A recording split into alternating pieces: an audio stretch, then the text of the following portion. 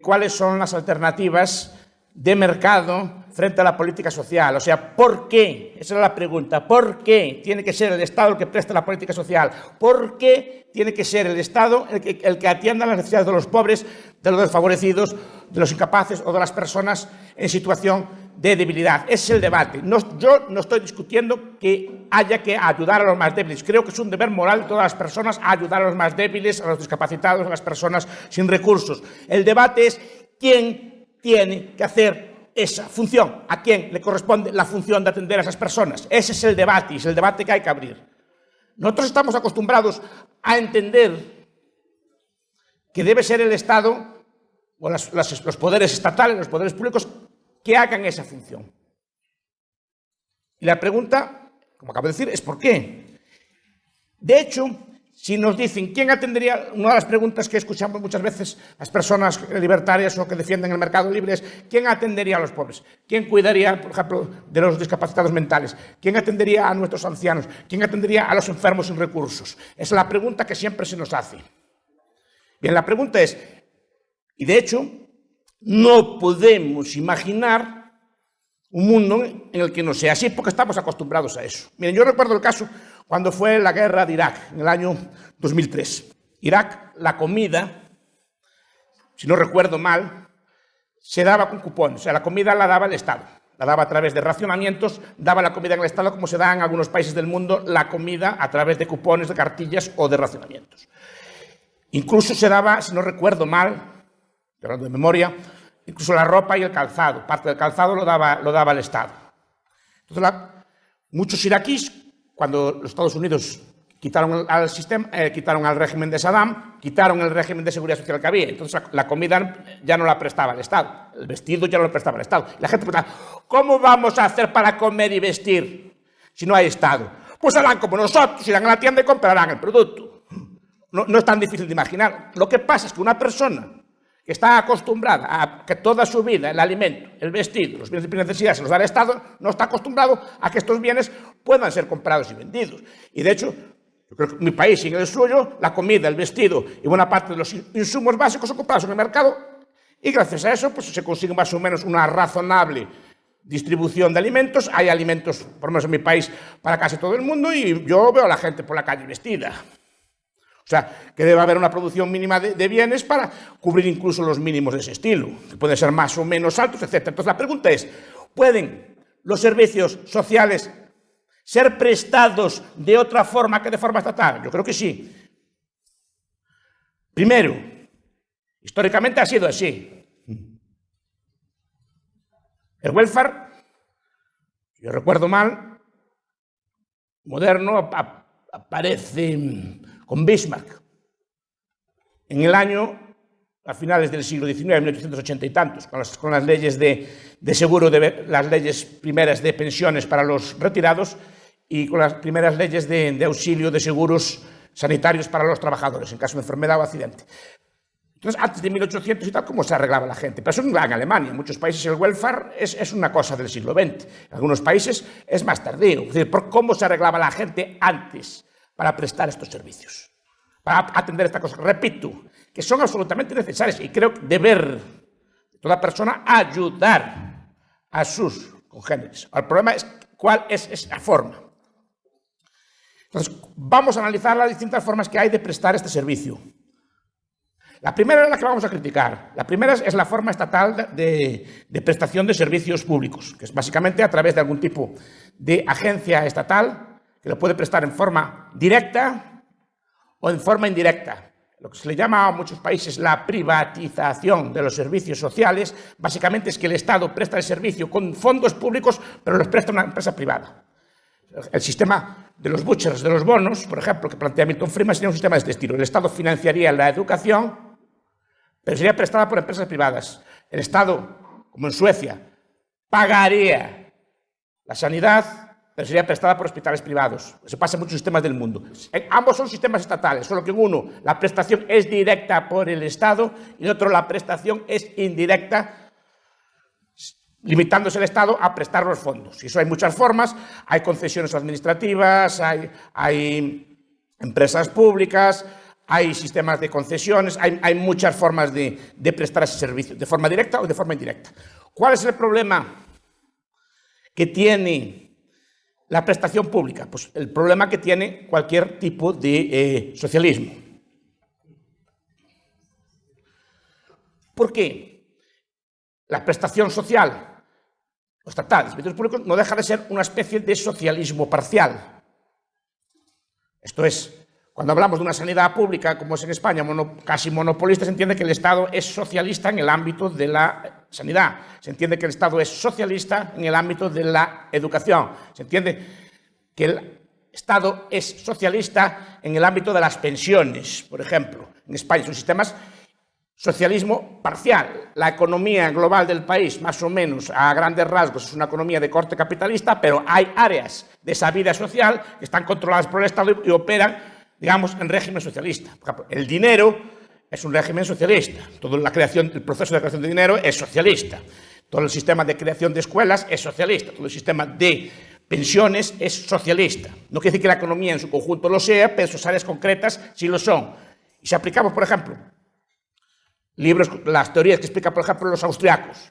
Estoy pensando en Ludwig von Mises, por ejemplo, en su libro Burocracia. Estoy pensando en la obra de Rothbard, Men, Economy and State, El hombre, la economía y el Estado, en sus capítulos. ¿Qué le pasa a los socialismos? Sean totales o sean parciales, que tienen serios y severos problemas de cálculo, tienen serios y severos problemas de incentivos, tienen serios y severos problemas de libertad a la hora de escoger el producto. Por ejemplo, en países, no sé, en Guatemala, en países como España, la educación básica, ustedes no pueden escoger el contenido de la educación, no pueden escoger la forma en que se prestan los servicios sanitarios. El servicio sanitario lo presta el Estado, ellos deciden la forma, pero buena parte de su contenido, buena parte de sus prestaciones no está en su mano escogerlo. No pueden modular la producción, tienen que llevar un servicio ya previamente determinado y no pueden escoger entre formas alternativas de prestar ese servicio. Tiene un problema de cálculo económico. Ustedes en esta universidad estudiarían los viejos debates sobre la posibilidad o imposibilidad económica del socialismo. Bien, el problema de las pensiones, el problema de la sanidad, el problema de la salud, el problema de la vivienda es también un problema de cálculo económico. Pensemos, por ejemplo, en la educación, que es uno de los 4 pilares del Estado social. ¿Cuánta educación tiene que haber? ¿Qué precio tiene que costar? ¿Qué calidad tiene que tener? Esto es, ¿cuántos años, por ejemplo, hay que estudiar? ¿Qué calidad de enseñanza tiene que tener? ¿Qué calidad tiene que tener los edificios? ¿Cuántos profesores tiene que haber? ¿Cuánto tenemos que pagarle a un profesor? Etcétera, etcétera. Todos esos problemas, ¿qué carreras tenemos que ofertar? ¿Cuáles son las asignaturas que tenemos que ofertar en un plan de estudios? ¿Cómo se puede saber eso? ¿Quién lo sabe? Un planificador central. Y el planificador central opera de acuerdo con sus criterios, normalmente opera mal. Lo mismo opera con la sanidad, lo mismo opera con las pensiones. ¿Cuánto tiene que cobrar un pensionista? ¿Cómo hay que financiar el sistema? Etcétera, etcétera. Son problemas de cálculo económico. Que simplemente el gobierno establece un precio, un criterio y esté bien o esté mal, lo hace. Y de ahí, por ejemplo, buena parte del fracaso, del problema que hay en las escuelas es que buena parte de los contenidos, buena parte de los currículos no se adecúa a lo que los usuarios quieren o a lo que las empresas o empleadores quieren. Simplemente se da lo que el Estado entiende que es pertinente. Y es un problema económico de primer orden, que creo que puede ser discutido. Entonces, el Estado tiene problemas severos de prestar el servicio. Yo lo que quiero aquí criticar es que el Estado ni fue ni es la única forma de prestar servicios sociales. De entrada, porque el Estado también define lo que es un servicio social, define lo que es un pobre, define lo que es un enfermo, define lo que es una persona sin recursos, que eso es una cosa que al principio parece fácil de hacer, no es tan fácil de hacer de forma justa, a eso me estoy refiriendo, o de forma objetiva no es nada fácil de hacer todo eso. Depende de definiciones previas, cosa que el mercado, por ejemplo, ese tipo de cosas no las necesita. Introduce elementos como el concepto de derecho, es decir, que yo tengo derecho a una prestación, tengo derecho a una serie de bienes que son difíciles también, entonces sería otro debate, de justificar de forma filosófica. ¿Qué alternativas tenemos entonces? Primera, el mercado. El mercado, vamos a ver, Muchas veces se usa supuestamente la prestación pública porque el Estado supuestamente es incapaz de satisfacer esas necesidades. Vamos a ver. Las necesidades básicas humanas, ¿cuáles son? Las primeras y principales. ¿Cómo dirá la sanidad? No. No. Comer y vestir.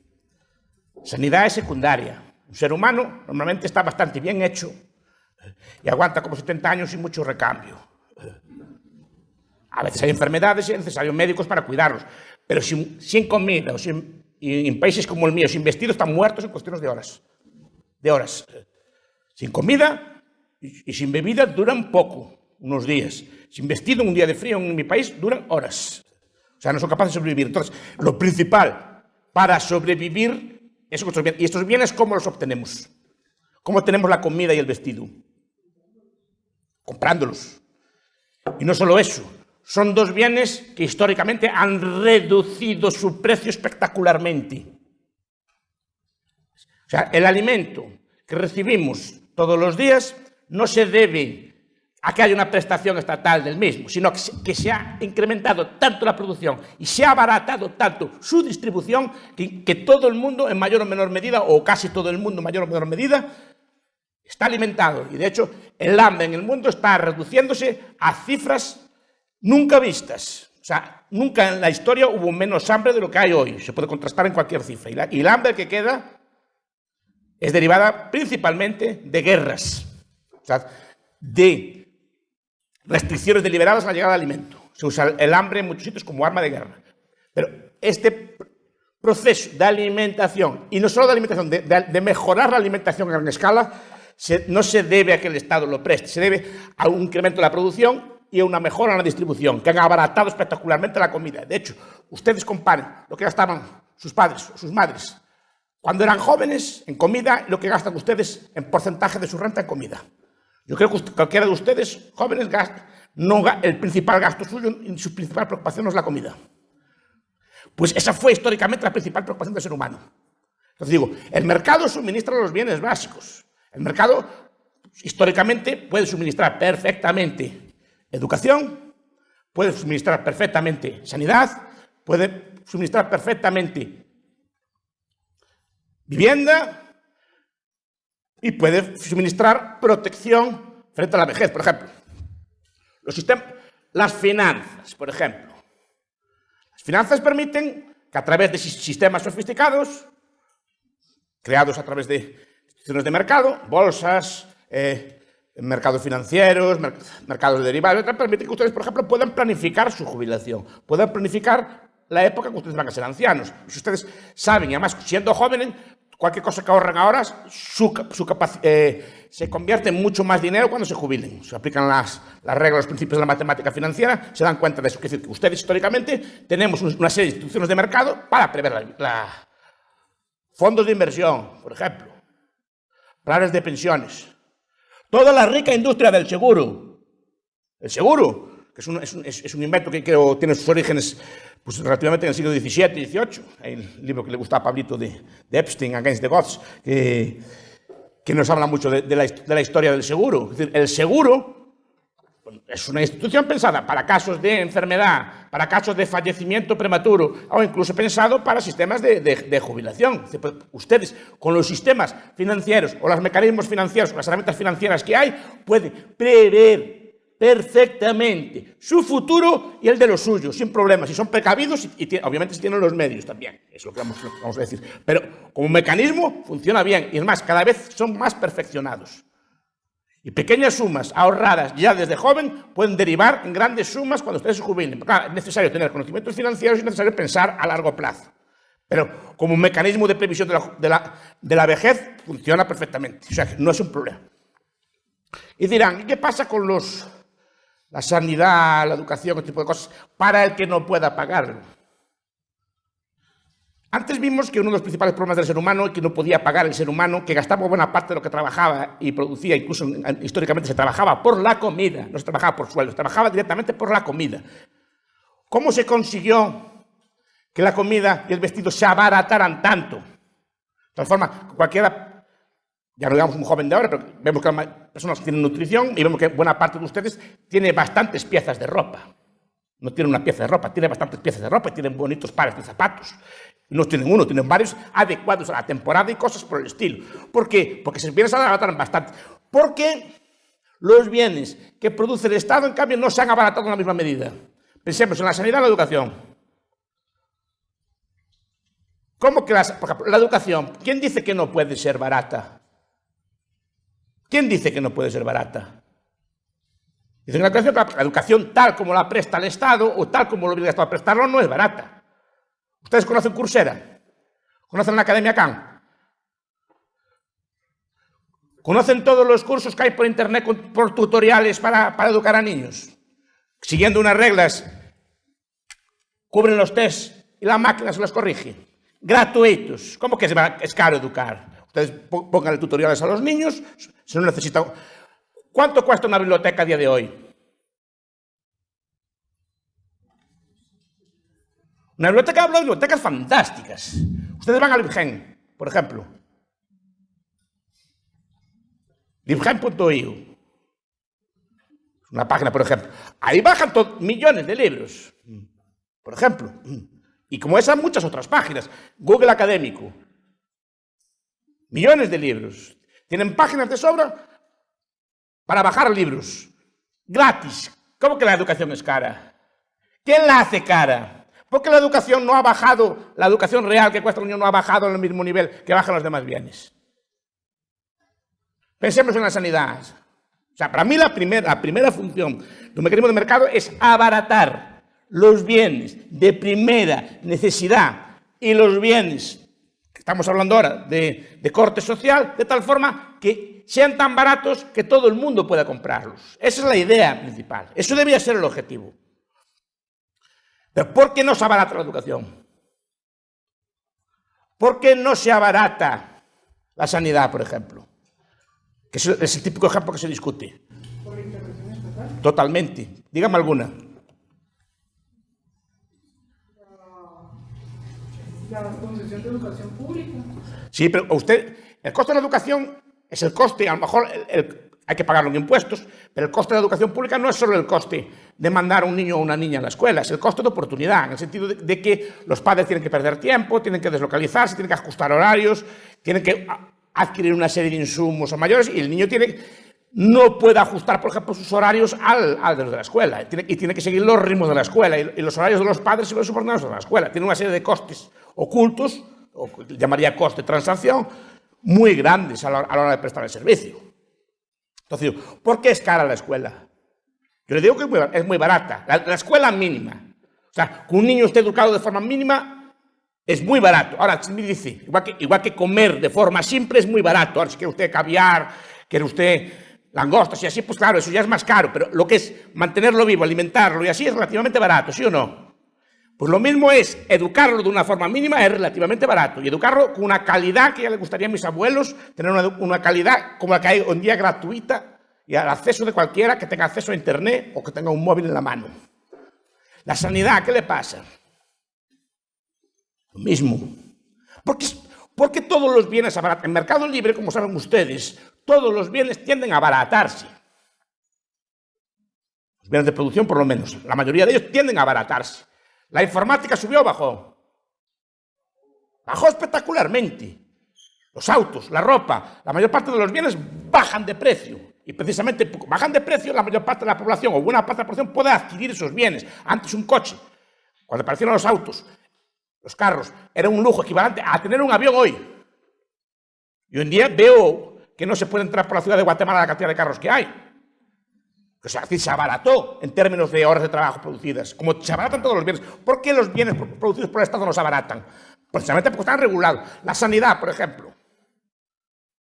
Hay una forma que es que el Estado presta la sanidad. Hay otra forma, por ejemplo, que es la que están intentando en la India. Hospitales SETI, ¿los conocen? Hospitales SETI los funda el doctor Sethi, que fue el cardiólogo de Lady Di y el cardiólogo de la Madre Teresa de Calcuta. Es un cardiólogo indio muy reputado. Simplemente reorganizó los hospitales. Cambió el trabajo de los médicos, en el sentido que los puso a trabajar de otra forma. O sea, trabajan como más intenso. Que un médico allí produce varias veces más que un hospital normal. Simplemente les liberan del trabajo burocrático y se centran en operar.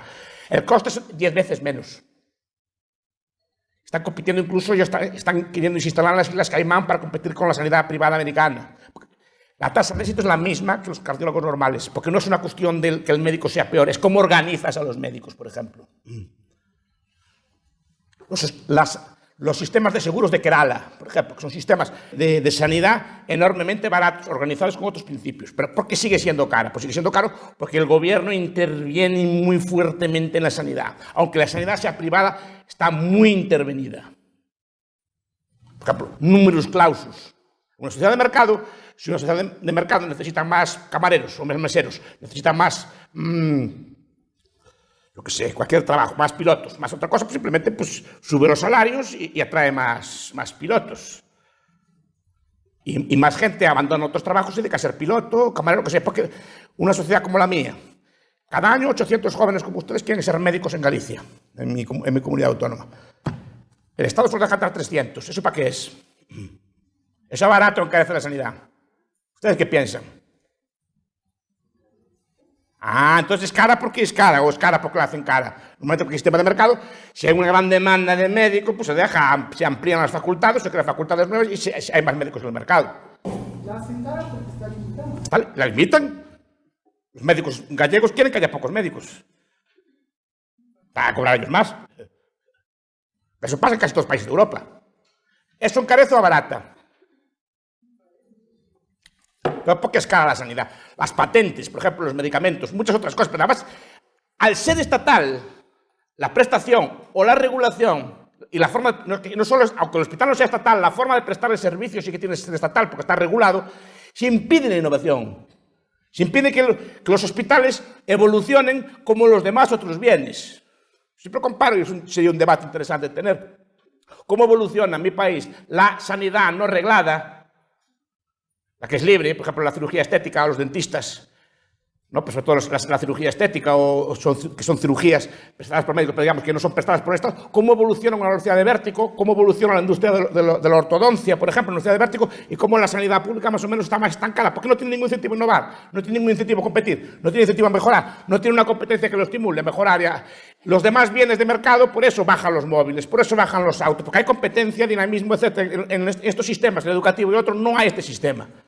Y mi objetivo, repito, es, en última instancia, que los bienes, o debería ser para mí, que los bienes de atención sanitaria, de atención educativa, de vivienda o de atención a los pobres sean tan baratos que cualquiera pueda comprarlos. Igual que la comida, igual que el vestido. Que todo el mundo tenga por lo menos su mínimo de comida y vestido. Y que lo tenga de forma privada, sin necesidad de ningún tipo de prestación de que lo obliguen o que se lo sometan. Que le sometan a que tenga que seguir ese sistema por la fuerza. Esa es la idea.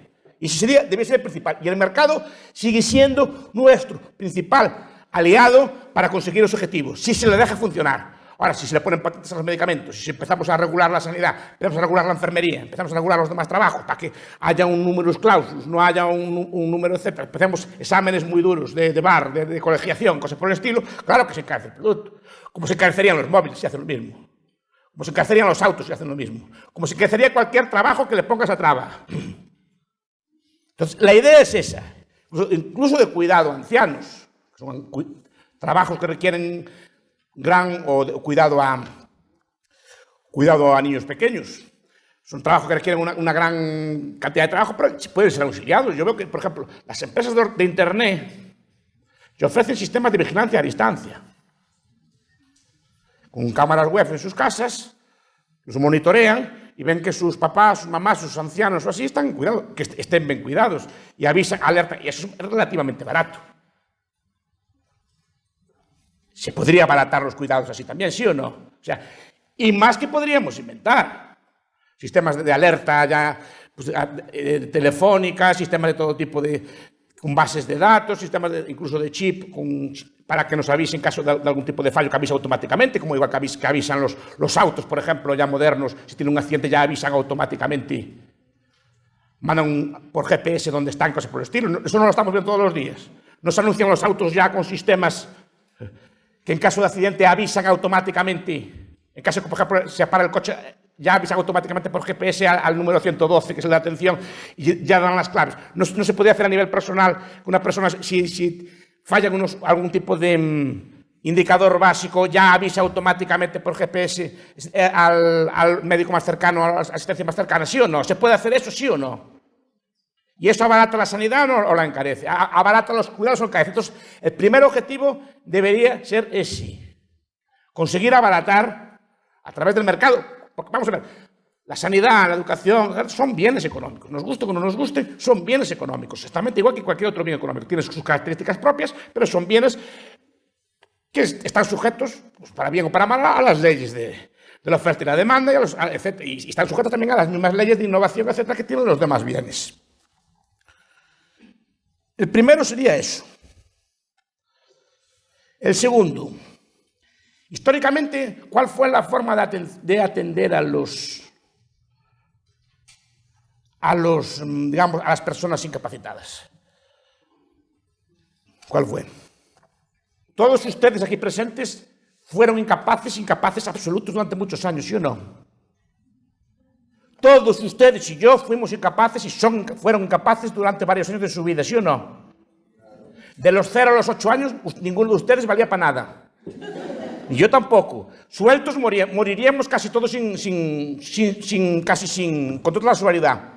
Si ustedes los abandonan con 1 año, con 2 años, o a mí, o cualquiera de ustedes, con total seguridad estarían muertos. Porque son seres incapaces. Fueron seres incapaces. Incapaces de hacer cualquier cosa.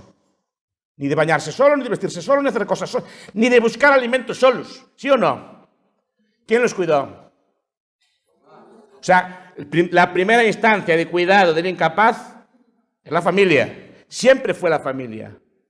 Históricamente fue la familia. Para eso se inventó la familia, entre otras cosas. Pero para eso está instalada. Cuidaba históricamente de los niños y cuidaba de los ancianos. Era una especie de pacto social o de pacto familiar recíproco. Yo te cuido a ti de niño y tú me cuidas a mí de mayor. Era una especie de pacto. Pues, y los matrimonios, básicamente, también más o menos estables, estaban pensados para eso. El matrimonio, siempre yo digo, no está pensado para cuando son ustedes jóvenes y guapos como ahora, sino para cuando son viejos y incapaces, que tengan alguien que les cuide de ustedes, que quiera estar con ustedes. Para eso se inventan las familias, no para ahora que todo es muy divertido. Está pensado precisamente para pensar a largo plazo, para que alguien cuide de ustedes cuando nadie quiere cuidarlos. Ahí está la gracia. Entonces, la familia históricamente fue la puente social de protección. Y de cuidado de ancianos, cuidado de niños, y de cuidado de enfermos, y de cuidado de familiares, etc. Fue siempre la primera institución. Lo que pasa es que la familia, yo creo que el proceso de construcción de Estado, y tampoco es un tema que no me quiero desviar, pues la familia siempre fue una especie de rival del Estado, y algunos teóricos, por ejemplo, estoy pensando en Alan Carlson, de Family and the State, me parece que se llama así, nos explica que, bueno, que en el proceso de construcción de Estado los Estados intentan destruir a las familias porque son rivales de ellos en cuestión de lealtad. Por lo tanto, intentan que sean los Estados los que cuiden de ustedes de niños. Pues el estado de bienestar se llama de la cuna a la tumba. Los cuidan ustedes en los infantarios, bueno, en las guarderías, ¿no? Los cuidan ustedes de pequeños, los van acompañando, y de mayores los cuidan en asilos. Se trata de que los vínculos familiares se rompan y que sea el Estado de quien dependan ustedes, sea del Estado. Y de hecho, por ejemplo, la educación en cada vez mayor medida no depende de sus papás o de sus mamás, depende de los poderes públicos, que son los que a una edad los obligan a asistir a una especie de centros que tienen ellos, en los cuales les educan en lo que ellos quieren, ¿sí o no? Y todos los tipos de lazos familiares en ese aspecto los están intentando debilitar. Carlson es muy duro, va explicando cómo el Estado, digamos, favorece, digamos, el debilitamiento del lazo familiar y nos hace dependientes de él. Porque el estado de bienestar en la política social no solo tiene el aspecto bueno, también sería discutible. Hoy no quiero discutir de estos temas. Pero el estado de bienestar no solo tiene el aspecto bueno. El estado de bienestar también es una forma de que los ciudadanos dependan en cada vez mayor medida de los poderes estatales. Entonces, el primero sería la familia. Después tenemos todas las caridades organizadas. Históricamente, todas las religiones, todas, tienen algún tipo de forma de caridad o de atención a los pobres. Históricamente, buena parte de la caridad para los que no tenían a nadie que los cuidase, para las personas que eran impedidas y no tenían, digamos, apoyo, no tenían ningún tipo de medio o necesitaban grandes cuidados, las religiones todas instauraron sistemas de caridad social. Ustedes van, supongo que en la ciudad de Guatemala también, pero si van por mi ciudad, por ejemplo, Santiago de Compostela, ven la mayor parte de los edificios se llaman hospital, hospitalillo, cosas por el estilo. Eran instituciones huérfanas, que eran instituciones de la Iglesia Católica, en este caso, que se encargaban de cuidar a los huérfanos, de cuidar a los enfermos, de cuidar a los viajeros, etc. Y eran instituciones de caridad. Dicen que tenía pocos medios, claro que tenía pocos medios, pero todo el mundo tenía pocos medios en aquellos tiempos. No solo tenían las organizaciones de caridad, también una persona normal tenía serios problemas para sobrevivir, no solo las instituciones de caridad, pero aún así se crearon instituciones a lo largo de la historia y todas las religiones lo tienen. Todas las religiones, incluso todas las masonerías, por ejemplo, también tienen instituciones, los leones, los alces, todas estas instituciones que existen en muchos sitios, y son instituciones creadas también con cierto origen benéfico o filantrópico. Históricamente también, aparte de las religiones, toda religión que se precie o todo sistema ético que se precie, tiene algún tipo de forma de altruismo, de ayudar al prójimo, de ayudar a los demás, y crea instituciones a través de fondos, ayudas, etcétera, herencias o cosas por el estilo, para atender a los más necesitados. El sindicato, por ejemplo. Los sindicatos antiguos no eran exactamente como los que son hoy en día. El sindicato antiguo era una institución que servía para ayudar al trabajador. Los obreros se asociaban, por ejemplo, creaban mutuas. ¿Oyeron esa palabra? Mutualidades, igualatorios. Consistía en que los trabajadores, sociedades de entierro, fueron las primeras instituciones de este estilo. Los trabajadores pagaban una pequeña suma a su sindicato, estos creaban mutuas o creaban asociaciones de este estilo, y si el obrero tenía un accidente, si el obrero moría prematuramente, pues le daban una suma o una pequeña ayuda a su viuda o a sus dependientes, o a su viuda, porque normalmente trabajaban los hombres antes, a sus descendientes. Eran sistemas a pequeña escala, pero funcionaban muy bien. Crearon los primeros sistemas médicos modernos, todas las mutuas y mutualidades. Es decir, que eran mutuas, pues se llamaban mutuas, cada una pasaba una pequeña suma y escogían unos cuantos médicos y los médicos atendían a los trabajadores. De forma totalmente privada. Creaban economatos, por ejemplo, si existen estas figuras en Guatemala, que eran las grandes empresas o los sindicatos, compraban comida barata para el ejército, y muchas empresas tenían economatos que compraban, las empresas todas tenían, los sindicatos compraban comida barata para sus asociados y la despachaban en tiendas, a precios más baratos que el mercado. Tenían cooperativas de viviendas, sindicales, no del Estado, fruto de la libre asociación de las personas, no era estatal, eran privadas. Y todo eso fue acabado con la nacionalización de las cosas. Por ejemplo, a los médicos antiguos no les gustaban nada las mutuas. Eso lo cuenta, por ejemplo, Arthur Sheldon, en su libro Capitalismo, cuenta que a los médicos antiguos no les gustaban nada las mutuas, porque el médico tenía que trabajar bien. A un médico estatal a día de hoy, en cuanto saca una plaza, de repente ya le asignan 200, 300, 400 enfermos sin tener que buscarlos. No tiene que ganar una reputación, no tiene que ganar un prestigio, simplemente ya se los dan. El médico antiguo tenía que trabajar y ganar un prestigio como médico para tener clientela, si no nadie lo quería. Es más cómodo el sistema actual, tener un salario garantizado independientemente que lo hagas bien o mal, simplemente con aprobar un examen. Entonces, tenemos todo ese tipo de instituciones, religiones, mutuas, sindicatos, masonerías. Hay un profesor, que es el profesor David Beito, tiene un libro muy bonito, que debe estar en la biblioteca, que se llama Voluntary City, que nos explica todas las formas voluntarias que habían establecido nuestros antepasados para atender a sus pobres, para atender a sus enfermos, para atender a sus discapacitados, todos ellos de forma voluntaria y altruista. Y además, algunas de ellas muy bien financiadas. Todo eso acabó con el Estado social, en el caso americano, por ejemplo, con Roosevelt, que tiene una calle, no sé si la merece o no, pero desde luego en el ámbito social creo que no hizo mucho bien. Es el arquitecto del Estado de Bienestar americano y de la Seguridad Social. Y creaban también pequeños sistemas de pensiones. Es decir, estos sindicatos no solo atendían enfermedades, empezaron a crear mutuas de pensiones, sistemas de ahorro colectivo que el pago de módicas sumas garantizaban pequeñas pensiones al futuro. Es que eran pequeñas pensiones, es que eran malas. Claro, porque de aquella, a finales del siglo XIX y principios del siglo XX, todo era malo, todo era peor que hoy. No tenían los medios que tenemos hoy. Y después tenemos toda la solidaridad comunitaria.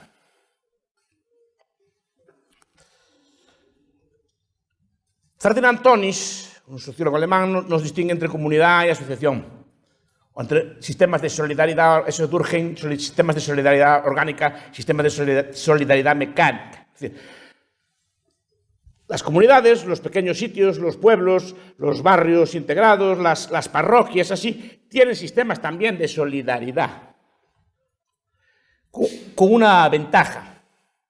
A esa pequeña escala, la comunidad sabe si el pobre, las condiciones del pobre, sabe si el pobre puede trabajar o no, sabe si el pobre puede tener recursos o no, sabe si el pobre está engañando o no, lo puede saber perfectamente. El Estado no, el Estado a cualquiera que le traiga unos papeles le da una paga, una pensión, una ayuda. El sistema de comunidad no. Entonces, las comunidades se encargaban, las comunidades me refiero a los sistemas de asociación, pues si ustedes viven en algún pueblo pequeño o así, saben a lo que me refiero.